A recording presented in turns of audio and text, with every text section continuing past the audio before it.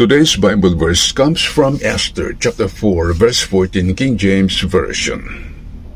For if thou altogether holdest thy peace at this time, then shall their enlargement and deliverance arise to the Jews from another place. But thou and thy father's house shall be destroyed, and who knoweth whether you are come to the kingdom for such a time as this?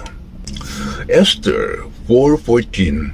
And who knows whether you have not come to the kingdom for such a time as this is a famous verse that encourages people to trust God's plan and obey Him.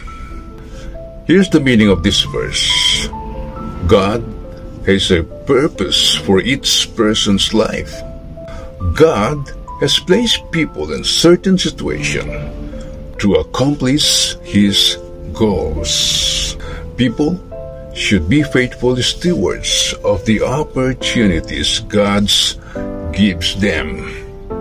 People should be obedient and encourage others to follow God. People should play a part in God's global plans. People should trust in God's sovereign leadership. Here's the application of this verse. Number 1, people should pay attention to what's happening around them and seek God's guidance. Number 2, people should not stand by while injustice occurs. Number 3, people should make bold decisions to follow God's plan.